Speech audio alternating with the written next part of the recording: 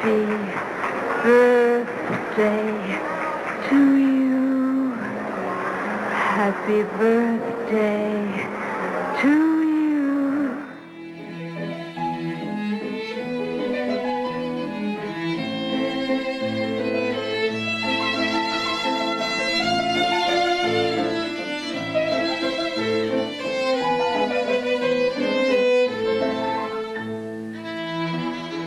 Welcome to Cineversary, a new podcast that celebrates a milestone anniversary of a cinematic classic. Every month we wish a happy birthday to a different film currently observing a joyous jubilee, everything from a 20th to a 100th anniversary.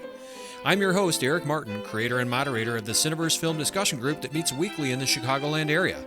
This month we're commemorating the 25th anniversary of our real crowd favorite, Groundhog Day, directed by Harold Ramis.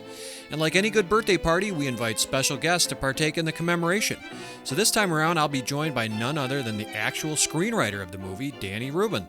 Together, we'll discuss why Groundhog Day is worth celebrating all these years later, its cultural impact and legacy, what we can learn from the picture today, how it stood the test of time, and more. But first, a bit of background on our chosen film. According to Wikipedia, Groundhog Day is a 1993 American comedy film directed by Harold Ramis and written by Danny Rubin and Harold Ramis. It stars Bill Murray as Phil Connors, a TV weatherman who, during an assignment covering the annual Groundhog Day event, is caught in a time loop, repeating the same day repeatedly. Andie MacDowell and Chris Elliott co-star. Groundhog Day was first released on February 12, 1993. It was a modest success and garnered generally positive reviews. It later attracted critical acclaim and is often included in lists of the best comedy films. In 2006, the film was added to the United States National Film Registry as being deemed culturally, historically, or aesthetically significant. Its original budget was $14.6 million, and it grossed over $70 million. Today, Groundhog Day is considered one of the finest comedies of all time and one of the best of Bill Murray's films. Groundhog Day holds a 96% certified fresh rating on Rotten Tomatoes. It ranks number 34 on the American Film Institute's 100 Years, 100 Laughs list of the greatest comedies and was acknowledged by AFI as the 8th best film in the fantasy genre. To get in the mood, give a listen to the original trailer. It's Groundhog Day! Groundhog time. 1,000 people freezing their butts off waiting to worship a rat. Weatherman Phil Connors is spending the day in Puxatawney, Pennsylvania. Phil? Ned Ryerson. I did the whistling belly button trick at the high school talent show. Bing! Bang! But Phil's about to find out he's not just stuck in Puxatawney. Will you be checking out today, Mr. Connors? Chance of departure today, 100%. He's stuck It's Groundhog Day! in Groundhog Day. I'm reliving the same day over and over. Phil? Ned Ryerson? Bang! Do you ever have deja vu, Mrs. Lancaster? I don't think so, but I could check with the kitchen. Well, it's Groundhog Day. Again? At first, he was a little anxious. Phil? What? Will you be checking out today, Mr. Connors? I'd say the chance of departure is 80%. But now, We could do whatever we want. he's discovering the possibilities Don't you worry about cholesterol? Why? and living life like there's no tomorrow. Phil Connors! Ned! Because there isn't. I am an immortal.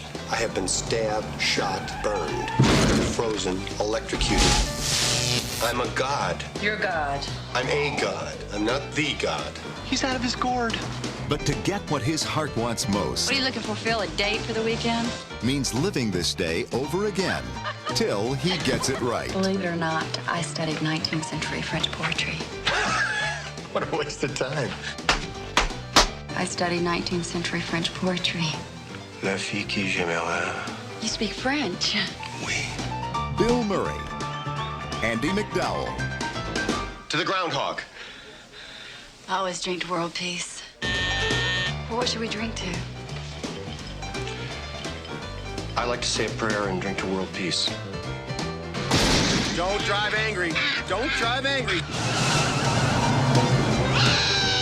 He might be okay. Yes! Groundhog Day! Life has a funny way of repeating itself. What did you do today? Oh, same old, same old. Now it's my pleasure to bring in our guest, Danny Rubin, screenwriter of Groundhog Day, winner of the British Academy of Film and Television Arts Film Award for Best Screenplay for that movie, and former screenwriter instructor at Harvard University. Welcome, Danny, and thanks for agreeing to be a guest on this new monthly podcast. Pleasure, Erik. So, Danny, technically, we're only halfway to the real Groundhog Day on the calendar, but there's no time like the present to celebrate. I'm in a punxsutawney state of mind. I just picked me up a coffee from the Tip Top Cafe, and I'm raring to go. Me too. So I have to ask you, of course, how and when did you come up with the idea for Groundhog Day? It was actually when I was living in Chicago in the mid 80s.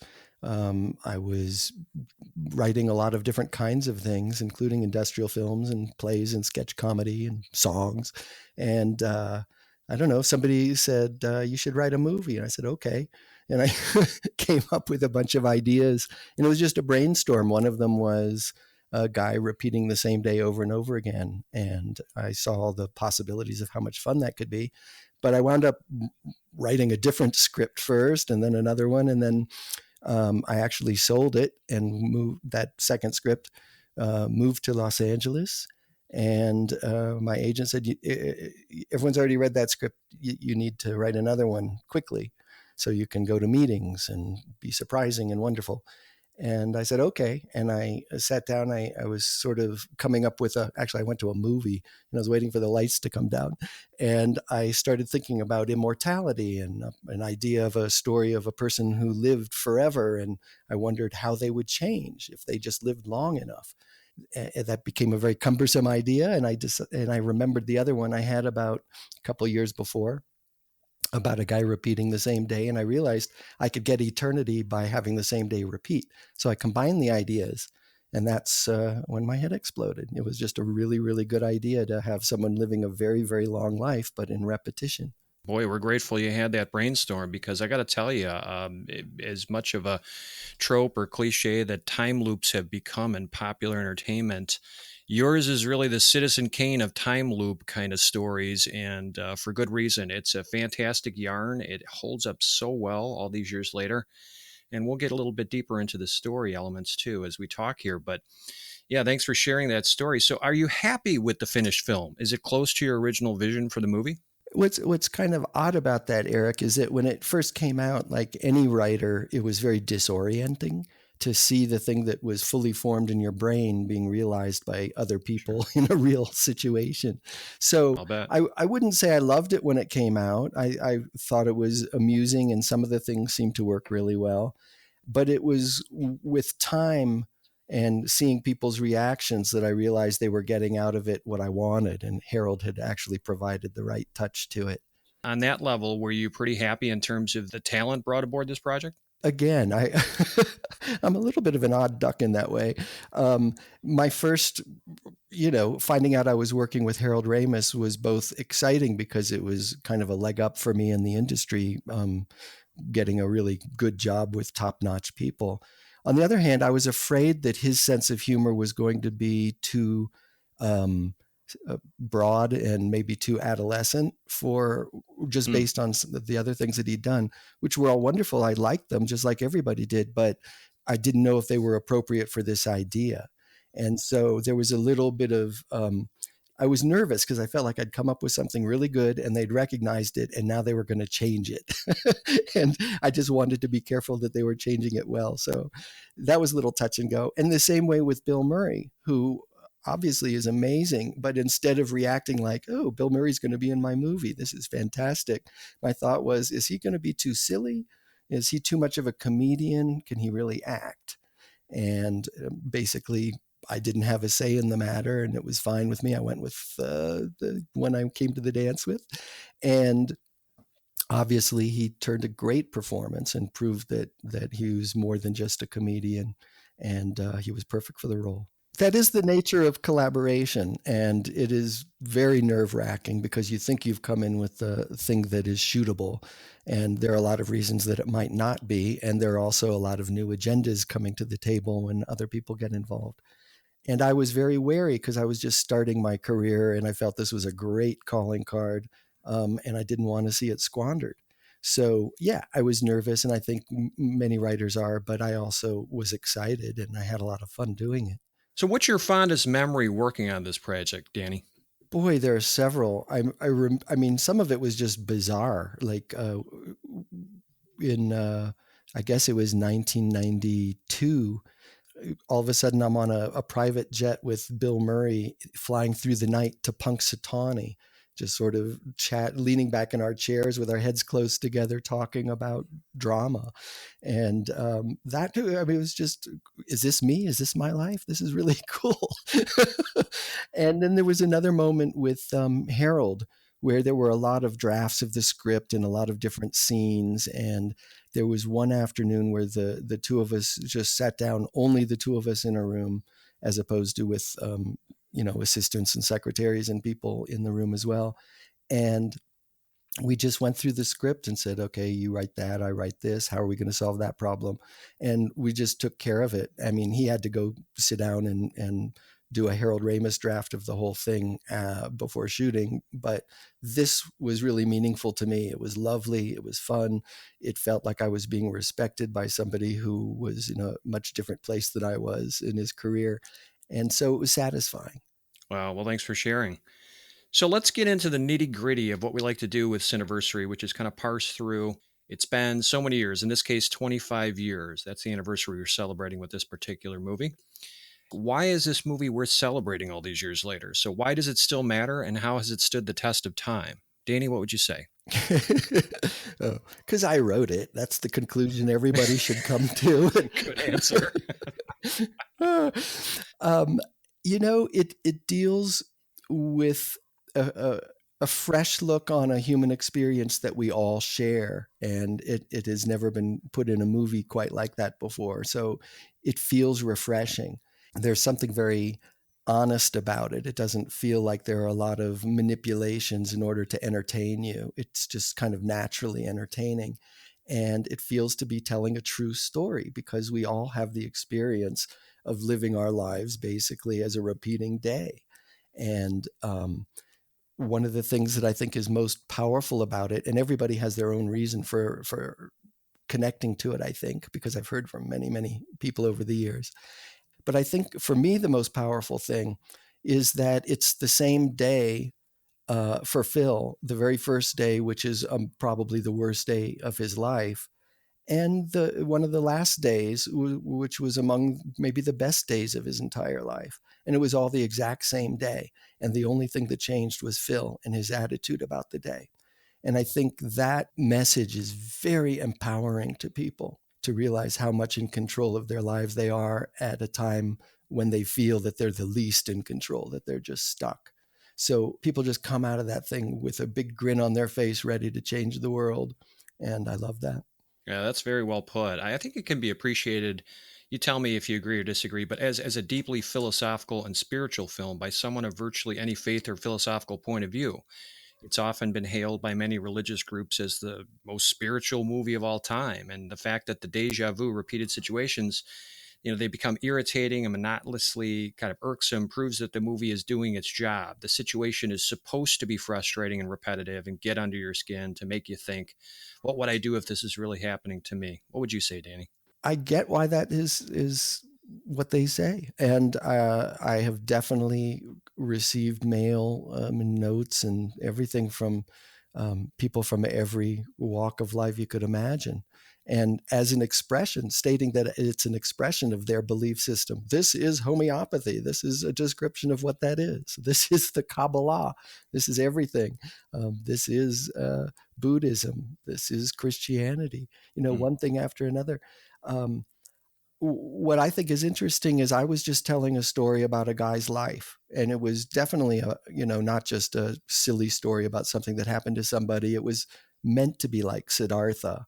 It was just about a long life, and this is what life is like. That's how I thought about it. But beyond that, if anything, I was actually kind of amused and that people read so much into it because that wasn't intended. Harold and I had great conversations about reincarnation and about what he called the Superman problem.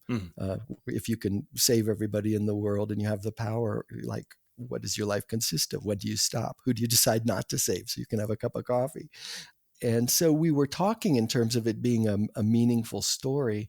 And yet it really just came down to telling the story. Right. And that people are able to draw deep lessons from it is lovely. What was that again? I'm a god. You're God. I'm a god. I'm not the god. I don't think. Because you survived a car wreck? You folks ready to order? I didn't just survive a wreck. I wasn't just blown up yesterday. I have been stabbed, shot, poisoned, frozen, hung, electrocuted, and burned. Oh, really? And every morning I wake up without a scratch on me, not a dent in the fender. I am an immortal. Special today is blueberry waffles. So I was asking why this movie is worth celebrating all these years later. Why does it still matter? I think it plays out as an indulgent fantasy. It allows the viewer to kind of live vicariously through Phil. He does, in order, many of the things that humans would do. He acts selfishly and opportunistically. He eventually despairs and tries to abort. He ultimately comes to accept his fate and make the best of it. And that's kind of similar to the, 5 well-known stages of grief, which include denial, anger, bargaining, depression, and acceptance. Were you trying to kind of build those psychological underpinnings in the story? Yeah, absolutely. I mean, I wasn't following the stages of death and dying. I actually was aware of those at the time. And my insight into how to build the story was very much believing that Phil's life would proceed in stages, in a similar way to the death and dying stages, so that I felt like he would probably go through a big period of time where he was just living this big adolescent fantasy. And then he would go through a big period of time where he was just sort of depressed and doing meaningless things to pass the time. And there was going to be a period of time where he was suicidal. And then after exhausting all those possibilities, he would drift into this place of emptiness where he doesn't know who he is anymore, but he's not assuming who he was. He's ready to build on it. You feel like he's an empty vessel ready to receive. And he starts to explore culture and starts to notice other people. So all of these stages worked well for the movie because you'd see him playing out a certain kind of behavior for a while before jumping to another stage. And that is very relatable. I just sort of put myself into the situation and said, what would I do? How would I feel? What would be the next thing that my emotions would go to, and how would I spend that time? And I think if any writer or really anybody had sat down with that kind of thinking, they would have come to the same general progression, because that's the one that we identify with.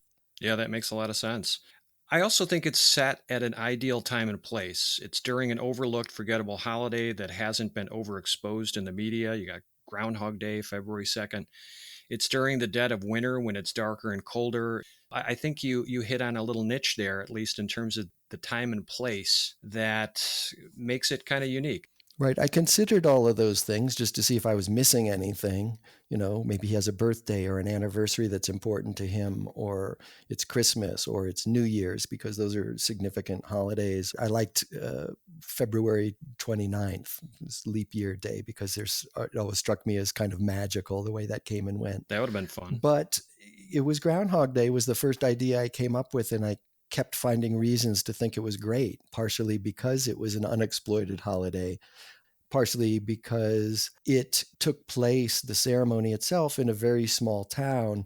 And I think I knew that I needed a character who came from a bigger place so that he would feel claustrophobic very quickly. If he had gotten stuck in New York City, you could live your whole life within 5 blocks of yourself and have plenty to do your whole lifetime. So it seemed important to send him to someplace like Punxsutawney. And the fact that the ceremony is meant as a celebration of silliness in the middle of the darkest part of winter, just when you're starting to feel despair, was kind of a coincidence. It was something I discovered as I went along that helped reinforce it as a good idea. Yeah, serendipitous there. And just the word Punxsutawney, it just kind of rolls off the tongue. It's so unique too. So I think a combination of a lot of not only good luck, but good fortune in terms of writing ingenuity. So hats off to you there. I think it's great that it's this set time of year past the holidays, And yet now you have channels like AMC playing it 24 hours a day on February 2nd, almost making it kind of a grandiose holiday. That's fun. It was fun to see it grow in stature over the years. I was happy to see that happen. Danny, a little bit ago, you mentioned that Siddhartha, it sounded like that was an influence. Did you draw from any other inspirations or influences in writing this story? It wasn't a specific thing. There were things like Siddhartha or like Kubler-Ross that I had in my quiver that I was able to pull out and use in this movie, which was great. I can't think of another specific book or movie or anything. Although, now that I've mentioned movies, there was a sense in the Alec Guinness movie, Kind Hearts and Coronets, which was one of my favorites as a kid, that the black comedy of him killing himself would totally work. So I kind of saw it in that vein. And in a lot of ways, that movie kind of helped set the playfulness and the whimsy of my original draft. And it was also in kind of original in form as well. The story didn't begin at the beginning. It kind of began in the middle. And I think would have worked as an Ealing Studios comedy as I originally wrote it. As it turned out, Columbia Pictures is not Ealing Studios, and Harold Ramis knew how to do the kind of movies that get made in studios in Hollywood.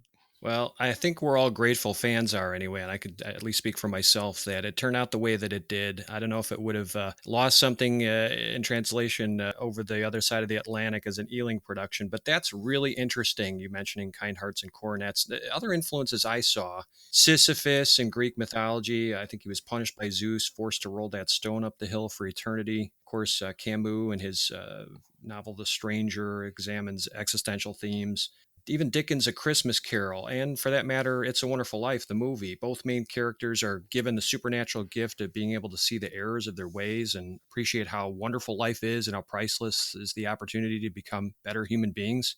In the original draft of the script, the movie that was playing on the marquee of the movie theater in Punxsutawney was It's a Wonderful Life.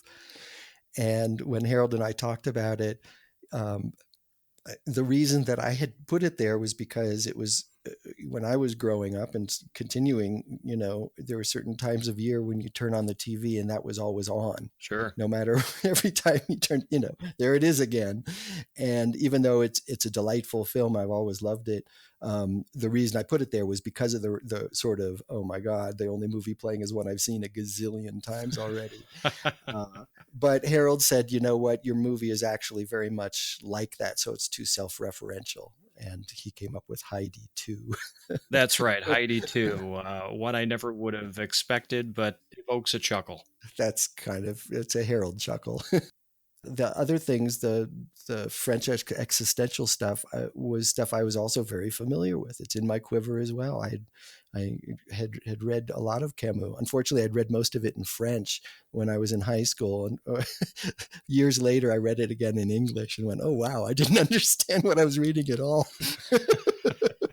It all gets absorbed into ether and comes out in the screenplay, maybe subconsciously later, right? I think that's it. It was not intentional on my part. So, Danny, in what ways do you believe Groundhog Day was influential on cinema and popular culture? I mean, we could talk all day about this. There's so many subsequent movies that draw on this film as an influence, but what do you think? Well, I've certainly seen a lot of those films because, it started out with friends and family sending me little notes. It's like, oh, did you see, I just saw a trailer for this movie. What a ripoff. I hope you get paid, and, stuff like that. But I usually wind up watching them and I feel delighted, that somebody else is playing with the concept in a slightly different way. And when I came up with it, it was kind of hard to narrow down exactly which movie it could be because there were so many that it could be. My first thought was this would be a great David Lynch movie, but I had just had a baby and I was in a very happy place and I had no desire to go into that dark, dark, dark territory, which you can imagine it could have been. And these other movies, it's always fun. I have friends who are writers. Richard Curtis wrote to me and said, I'm going to do sort of a Groundhog Day like movie. Is that okay? And Chris McQuarrie did that with was it Day After Tomorrow? Same thing. And I just love it. I think it's great. Yeah, several seem to have been directly inspired by Groundhog Day. So just to kind of rattle off a few, you've got, I think it's Edge of Tomorrow Right. is the title you were talking about. Retroactive, Repeaters, Primer, Source Code, Naked, Happy Death Day, Before I Fall. There was even some iterations on television. So you had this short-lived ABC TV series called Daybreak. This is actually from 2006. It uses time loop as its premise. You've got a series on Netflix called ARQ. Fox had a series called True Calling. There were actually individual episodes of The X-Files, Buffy the Vampire Slayer, Charmed. The list goes on. It's quite incredible. Right. I haven't seen most of those things you just rattled off. I was like, I should be taking notes. I'm glad to be somebody who, had some kind of influence on other people. Just some people saw that and said, ooh, I could play with that concept. What if it were a thriller? What if it were a this or that? So more power to them. That's good. You created a kind of cottage industry of time loop stories. Yeah, maybe it just because it got made and was done well and made money. People are encouraged to try that again. I mean, they encouraged me to try that again, and I had no interest. I was like, I've already done it. Thank you. Were they trying to sign you up for Groundhog Day 2 right away? Oh, sure. They didn't push, but that was one of the first questions that came up. I just said, no, thank you. And, 25 years later, I did the musical, which to me was the right way to do a sequel. It's really a remake in a different medium and using different strengths of that medium to bring out different aspects of the story than people saw in the movie. So that was my revisitation of the themes and the story. Yeah, there's been a Groundhog Day musical produced on Broadway, folks. You helped write this. So tell us briefly about that musical and your experience with it, if you could. Well, I helped myself write it. Thank you very much. That was part of the pleasure, was that I didn't, unlike the movie where you kind of at some point hand it over to the director and the star and they take it from there. I got to see this one from beginning to end. So I was very proud of that. And it was working with Tim Minchin. I mean, give me a break. The guy is amazing. If you don't know who he is, he's like one of the cleverest and funniest and most delightful people I've ever met, and amazing performer, musician. And I got to work with Matthew Warchus, one of the top directors in the business. And the three of us were together for 5 years creating this thing. And it was just a delight. Oh, that had to be fun to do. So just to close the thought on this question, how Groundhog Day was influential on cinema and popular culture. Now, just consider that Woodstock, Illinois, where much of the film was shot, it now has an annual Groundhog Day festival. Yeah. We mentioned, of course, that AMC shows the movie, I guess, 24 hours a day on February 2nd. At least it had been the past couple of years. So maybe that's going to become a tradition. So I think all of these point to strong evidence that the film is firmly embedded in pop culture and probably will stay there for a long, long time. Let's get into a little bit more nitty gritty here, Danny, if we could. What's the moral to the story here for Groundhog Day? What themes or messages are explored in this movie? It's about life and your attitude towards it, and how much control you actually have, the degree to which you feel you're a victim of your life as opposed to someone who's in control of it. I know a lot of people go to, gee, if you had one day to live over again, which one would it be? And I think that's a fun question, but it really had nothing to do with my approach to the movie. So I haven't even thought about that. I don't know. What do you think? I have shown the movie in my film discussion group. I lead a group that watches and then talks about a movie every week. Been doing it for about 13 years. It's a lot of fun. But I try to do some research ahead of time, so these are not my own thoughts. I don't want to take credit for any of these. Some of the themes that stand out in this film that I've learned and that get echoed by other people I've talked to who've watched it. Redemption is an obvious one. So you've got a man who earns salvation and redeems his soul, if you will, by transforming his life. I think we can agree to some extent that there's some level of a redemption story here. Also, karma, the spiritual concept that you get what you give, the good or bad you do will come back to you, and that you have to graduate and learn from life to advance to the next level. Another theme is you mentioned Buddhism. Zen Buddhist, they have a tenet that it's important to live in the present, not to focus on the past or the future, but to appreciate the now and be happy in the moment. It is interesting that he seems to break the time loop. Phil does at the end. He appreciates the moment. He learns to kind of live in the now. What do you think about that? Absolutely. No, all those things that you said are consistent, perfectly consistent. The transformation for me was I kind of used the Rita character to be the signal to us that he has changed because he's become lovable to her. And in an interesting way, from her point of view, it's the story of love at first sight. That's right. He says as much to her in a kind of a confessional from the first time I saw you. And then he kind of waxes poetically about how he changed him and so forth. So that absolutely ties into that theme. The first time I saw you, something happened to me. I never told you, but I knew that I wanted to hold you as hard as I could. Yep. And I agree with the nowness and the way people interpret that. And it's about transformation and redemption, all of those things. So, but that's your basic character story in a character movie. You know, you're going to have transformation and redemption. It just kind of works out that way. Sure. It's not like you invented these concepts, but to give you credit, it's a story that really kind of follows that arc all the way through, and it puts the audience through the ringer in terms of having to relive this day with Phil again and again and again. And you really earn that redemption by the end of the film. It feels that much more satisfying if you do realize the themes that we're talking about. Those repetitions are supposed to build you up to a certain level of frustration, but not one that's unpleasant. Once you've established a pattern of repetition, it was quite clear that you don't need to keep repeating it. You can jump to a different point in the day, so you don't have to see the same stuff over and over again. And that was a good way to build the movie as well. Yeah, that makes sense. Danny, who do you think this film appealed to initially when it was released in 1993, and who do you think it appeals to today? And for that matter, if that appeal has changed, what does that say about the film's impact, influence, and legacy? It seems to me that it originally was for Bill Murray fans and Harold Ramis fans. It was a Bill Murray, Harold Ramis film. I think that the general feeling from the public was it was a respectably good, okay Saturday afternoon Harold Ramis, Bill Murray film. But at the same time that I was hearing nothing extraordinary from Americans, I was getting letters from people in Europe, in England and Germany, that were responding to the deeper philosophical and humanistic messages in the film. And so I knew somebody was getting it.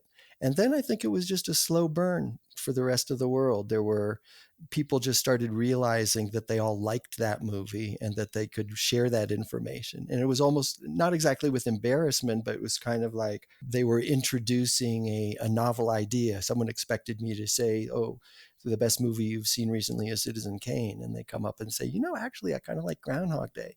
And a lot of people started saying it. It became okay to say it.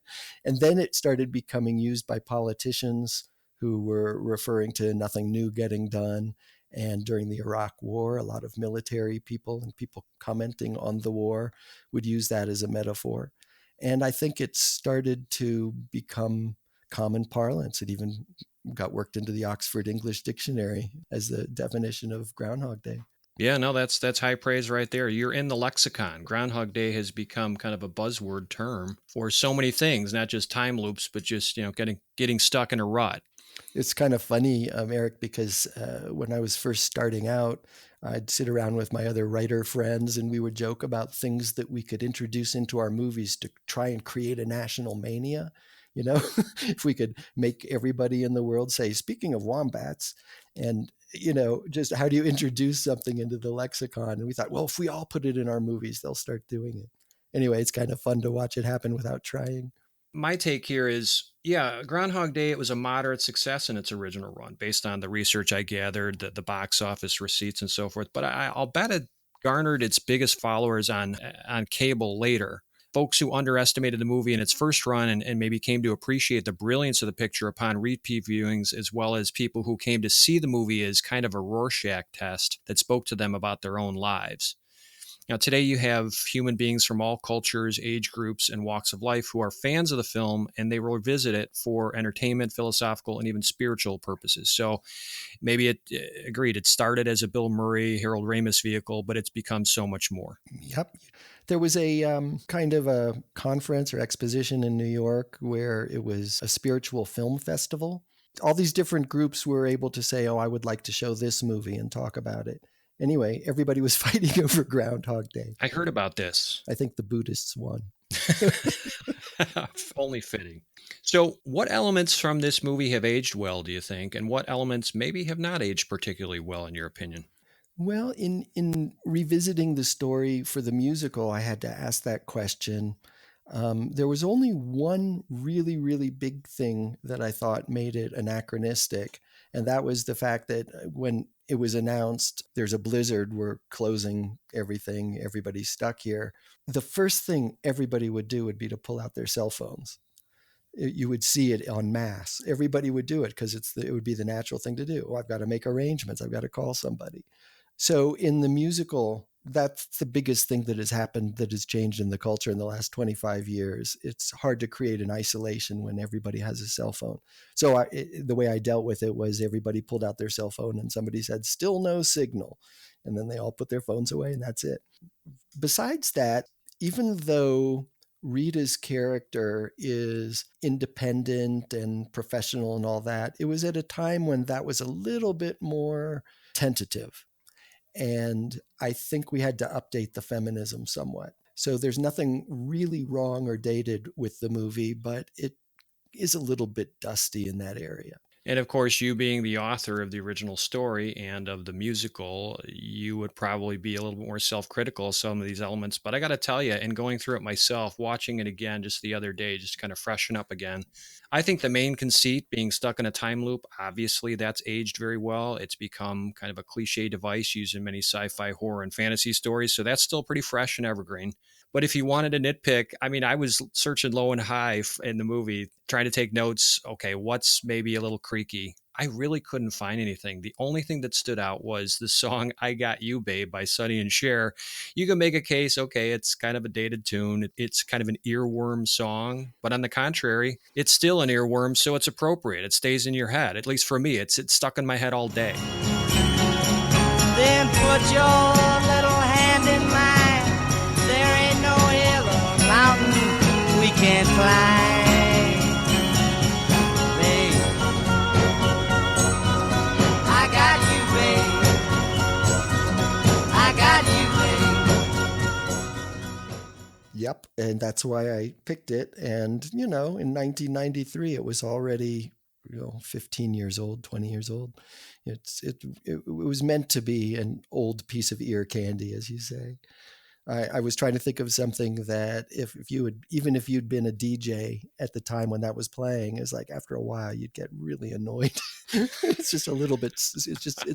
It's pop and fun and delightful the first time, and the second time is that again, and the third time it's like that again. I think the viewer is subjected to at least 20, 25 different "I Got You, Babe" playings throughout the film, so it's a bit taxing after a while. I'm glad that they were able to get that. That was my first idea. I put it in the script and I heard it the whole time I was writing it. And I was very glad. That's awesome. Yeah, that's a great idea. What song is going to drive people crazy the most? That's got to be right up there. So, Danny, do you think this movie will still be widely watched and considered relevant in another 25 years? Why or why not? Oh, Eric, I have no idea. I don't imagine. I mean, if anybody's watching old movies at that time, I don't see why they wouldn't watch this one too.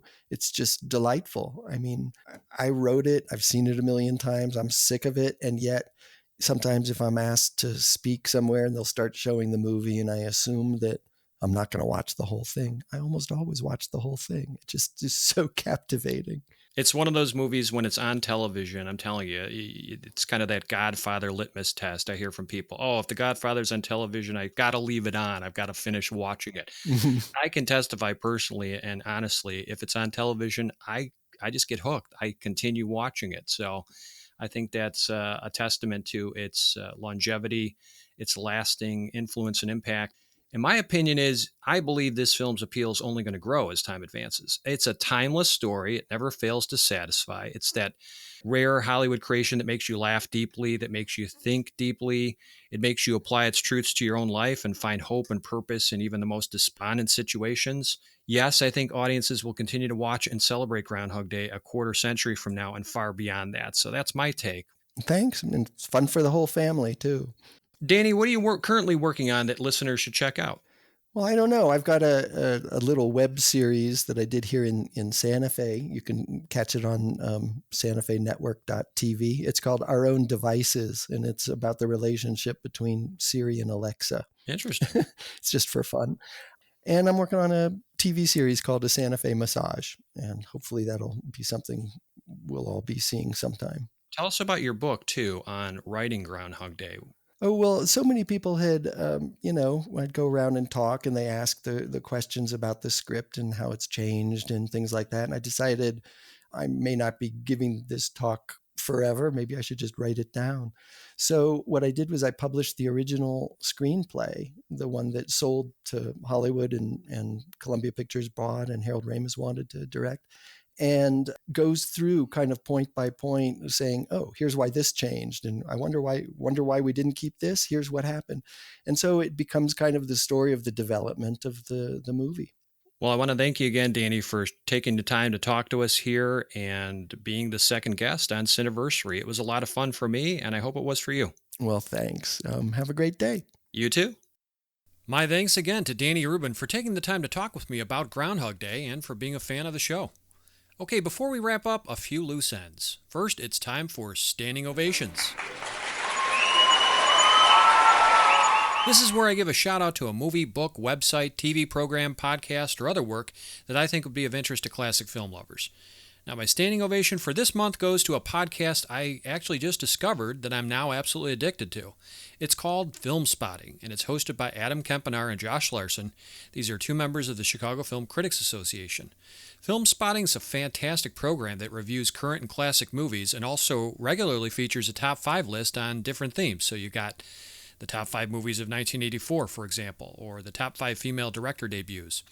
Josh and Adam rank Groundhog Day as one of their treasured sacred cow films, and they discuss the picture in detail in episode number 480 that was recorded back in 2014. Now, you can access that program or any of the past episodes via the show archives at filmspotting.net, so check it out.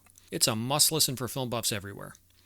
A second standing ovation for August. Groundhog Day got the deluxe treatment on home video earlier this year, a la a 4K Ultra HD Blu-ray release package that also includes standard Blu-ray and a digital copy. If you want to own and revisit the film with the best picture and sound experience, and who wouldn't, I highly recommend this set, which can currently be had for about $20.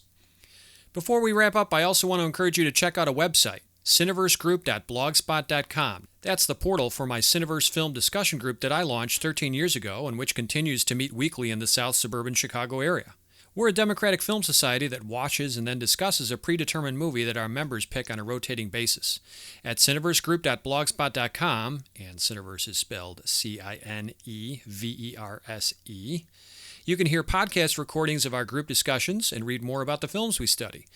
The reason I created Cineverse and this podcast you're listening to is to foster an appreciation for an intelligent dialogue about memorable films. To me, watching a movie is fun, of course, but interpreting it, talking about it, sharing opinions and theories about it, that's even more enjoyable. I find the real pleasure is in digging deeper to learn how and why a film was made, the impact it's had on culture, society, and other movies, why that picture has the power to evoke a strong emotional reaction in each of us, and what it can teach us today. We also have a Cineversary Podcast Facebook page at facebook.com/Cineversary Podcast. You can go there for more information on current or future episodes of this show. Post a comment or a suggestion there for a memorable movie, maybe about to celebrate a major anniversary that you think would be worthy of an episode on this podcast. And you can also like us there on Facebook while you're there. If you'd like to email me a comment or a suggestion, you can get a hold of me, Erik Martin, at cineversegroup@gmail.com. I'd be much obliged if you could also spread the good word about this show to your friends and family. And if you like this podcast, go ahead, leave us good reviews on whatever platform you hear it from. I really appreciate it. Next month, I'll have the pleasure of interviewing Dr. Drew Casper, Professor of Critical Studies in the School of Cinematic Arts at the University of Southern California and one of the world's foremost experts on Alfred Hitchcock. He'll join me for a discussion of the master of suspense's magnum opus, Vertigo, which celebrates its 60th anniversary this year. You won't want to miss that.